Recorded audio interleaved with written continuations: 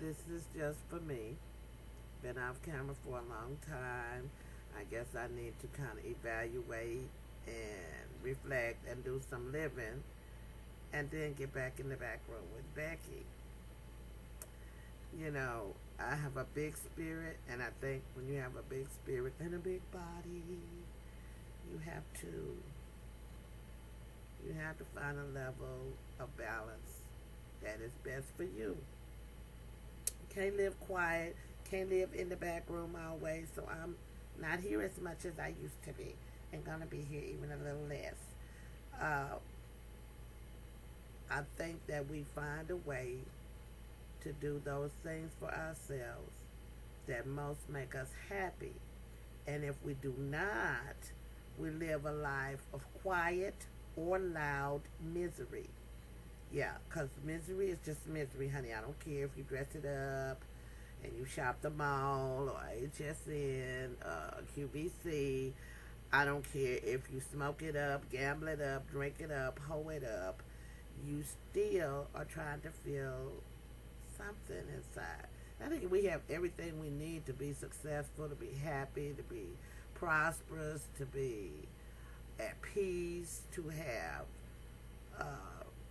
a good quality of life, no matter where we are and no matter what our circumstance. I've seen the human spirit, and I know that it's much bigger than anything that I could ever create in my little imagination. So it has to go somewhere else. When this spirit leaves here, it goes somewhere else. When we lay down each night, it is resting. It's in another place. It's not even on the same level as our body is. So, I believe like a lot of Eastern cultures do, there's a lot of different levels. Never fails. Even on a practice tape, it never fails. I remember you have a show on Monday night. This lady ain't sent me no information. People are always asking me to do these online interview show type advocacy. It's promoting, what I'm doing.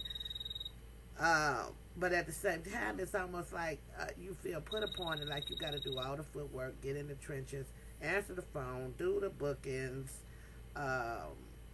keep up with the budget, scrape up money from somewhere, put a show together, find the people to participate and cooperate in the show, find a venue, and that's how life is. Life is pretty much the same way as giving a big event.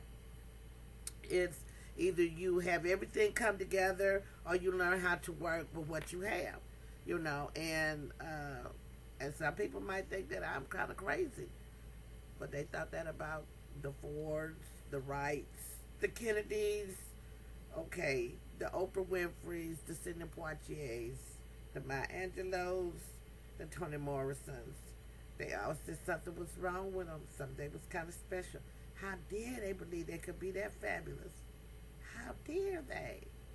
But then there you are, and in your own way, everybody is their own hero because there's something in your story that is totally, totally uniquely your own. Everybody has a twist.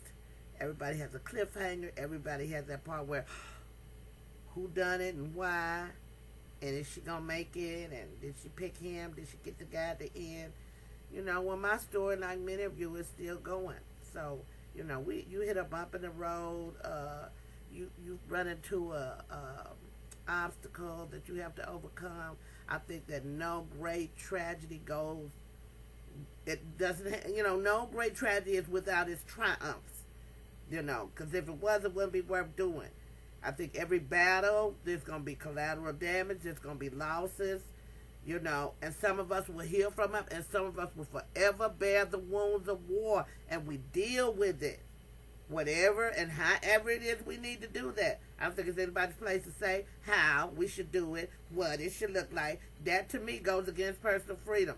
So, if I had to choose how I would live my life at 54, I would say to you, no. I would, I would have rather kept some of that money. Who wouldn't? But I surely would still help people. I surely would still try to be available to my family. I surely would try to leave the world a better place than I found it. I surely would still try to be the best Becky I could be and have fun doing it and look good doing it and sometimes not care how I look. As long as the outcome is a positive result, I could care less. Did you hear the message I had because you wasn't distracted by what I had on? That's what's important. You're in the back room with Becky. This was supposed to be a test show. Who knows? You know I'm crazy. I something to put it up there just like this. It's been a long time. We got a political season coming up. We had the Olympics. I have plenty to talk about. There's Love and Hip Hop. The Atlanta Housewives are coming back. The Beverly Hills Housewives are coming back. The ones that I'm interested in, they're coming back.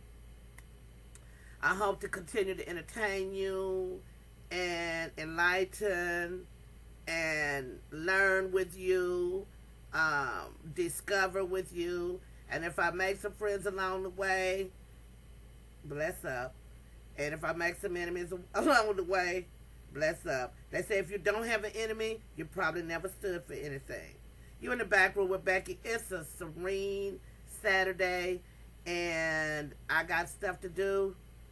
And yeah, it's a lymphedema day. I didn't feel well when I got up this morning. I've been rushing about too much. I'm not going to rush today.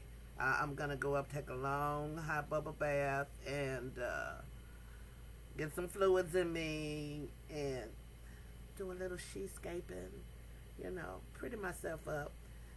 Hopefully the swelling will be going down by Monday. It tends to interfere with my swallowing, and I just don't like the way my face looks like a pumpkin. But, you know, steroids are involved in some of my health care, so.